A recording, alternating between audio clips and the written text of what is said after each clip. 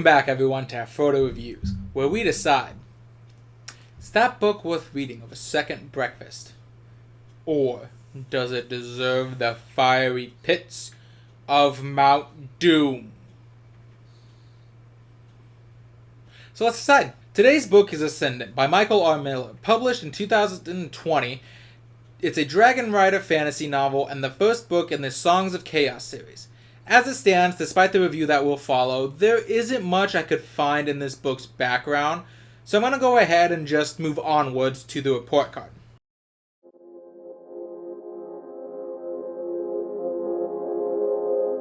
And now, on to the cover.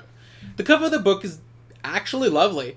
We have the two main characters, Hold, Cook, and Ash, the blind dragon, front and center. The cover is honestly just great. It tells you all you need to know, giving you reference to our main characters, showing off Hold's magic, and equipment, planting this firmly in high fantasy, while also revealing a somewhat bleak landscape behind them, showing how something dangerous is definitely happening that is threatening the world. It's pretty good. In fact, my only complaint about this cover is nothing in terms of what it actually tells you in terms of art, but rather, if you look a little too closely at Holt's feet, you realize that the lower half of his legs and Ash's wings are just kind of melting together. I don't know if the intention was to have it look like Ash's wings or tail was supposed to be in the front or something, but I guess something got lost maybe in the confusion. But once you notice it, it's really hard to unsee it.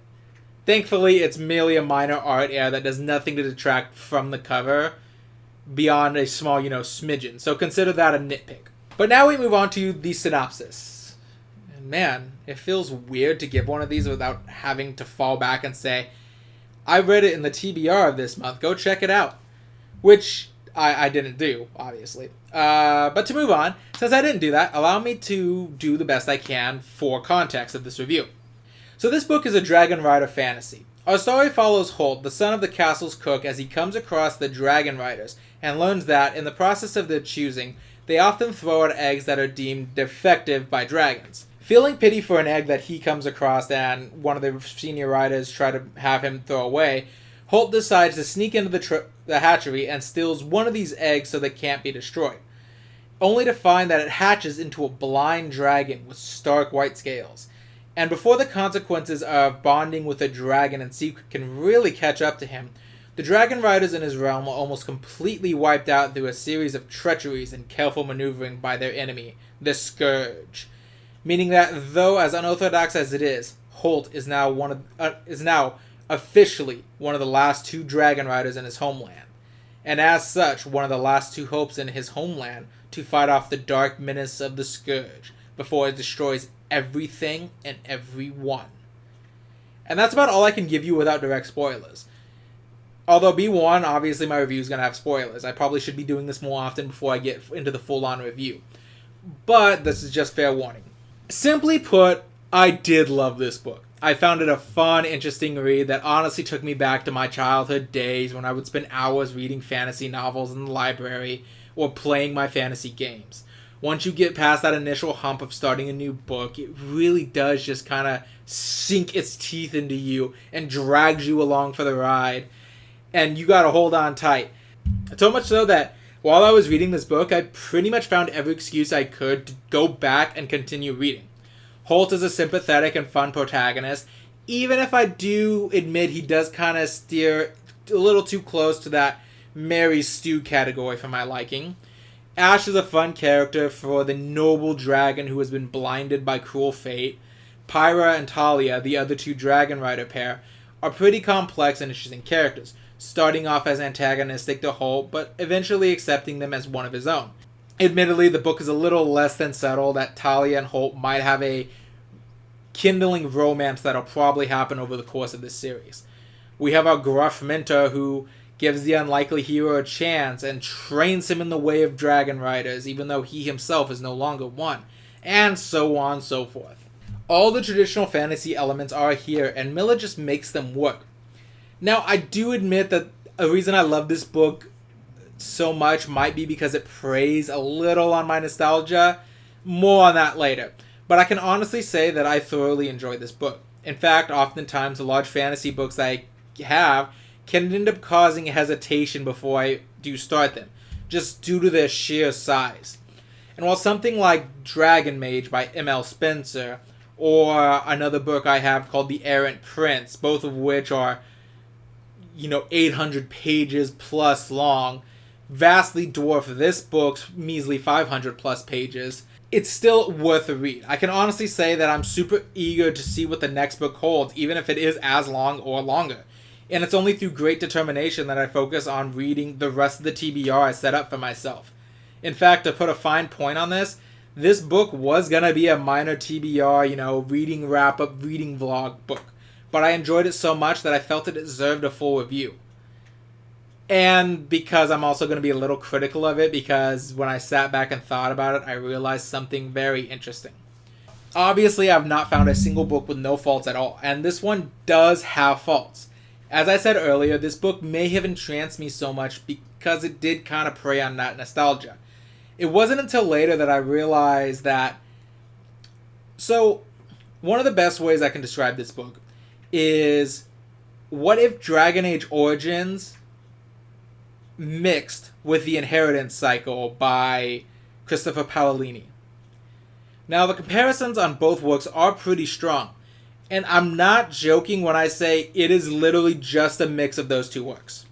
To the point that it comes a little too close to comfort for me when I realize it's pretty close to almost... Let me put it this way. There's a fine line between homage and plagiarism. Dragon Age Origins, for example, was used a lot in the story and the factions. For example, both stories are about dealing with a dark scourge that rises from the depths every so often in an attempt to destroy the world, specifically after coming under the command of one of their own who was a large, powerful being unlike anything before it. This scourge is deadly, as not only does it have an army of its own, but it can infect the land it walks and the people it fights, turning them over to their side with enough exposure. However, a specialized group exists solely to counter these incursions. In fact, with the defeat of the incursion reliant on their involvement in the conflict, this faction exists as an explicitly neutral third party in every country, with any member who joins more or less required to give up not only their former station and bonds, but also their connection with their family and so on. I guess that kind of falls into bonds. But there's still some dislike throughout the kingdoms for them, as high-ranking officials in this world begin to doubt their need and would like to be rid of them, or at the very least be less reliant on them. Then, near the beginning of this... Now, to the story. Then, near the beginning of one of the latest incursions, a traitor to the faction turns on the group and wipes almost all of the group out, with the sole exception of its two newest members, who are now responsible for stopping this incursion from destroying their home country.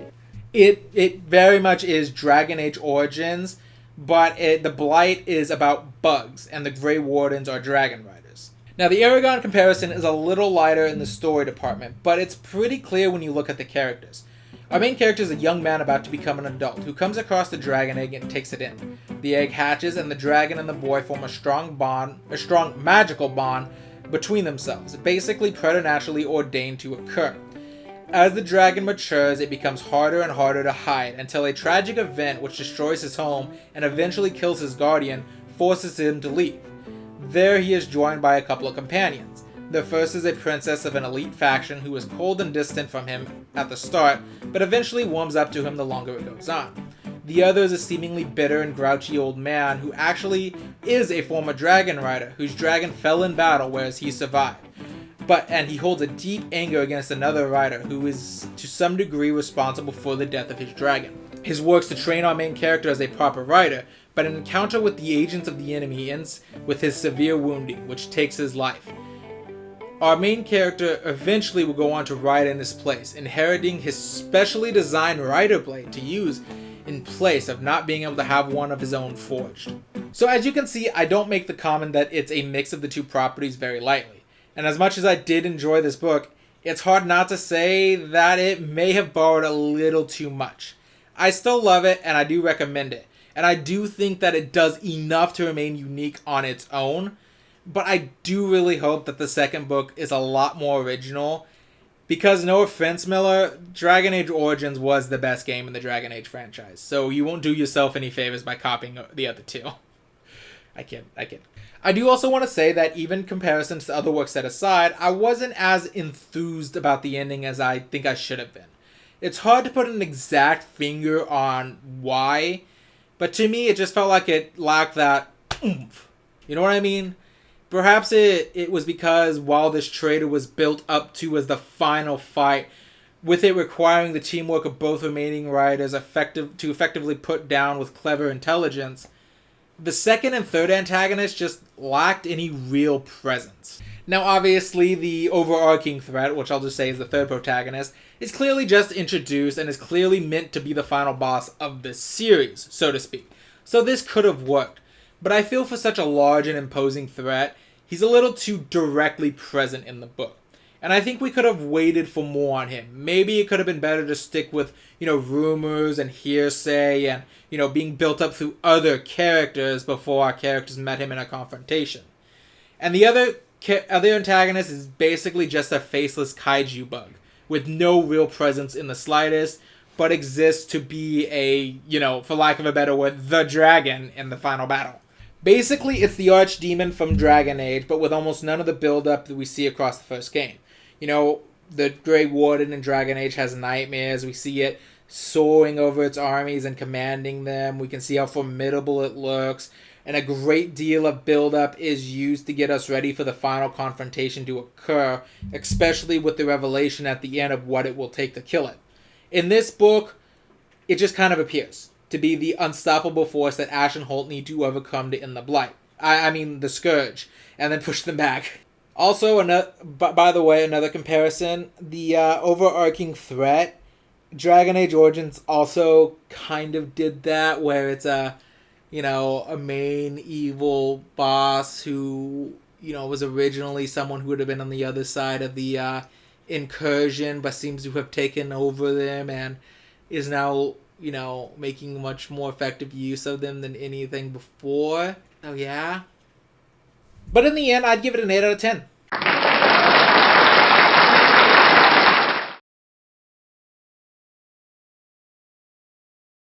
All in all, despite the comparisons, I stand by that this is a great book and is worth a read. Maybe it leaned a little too heavily on the properties I mentioned, and that is why it's only an 8 and not a 9.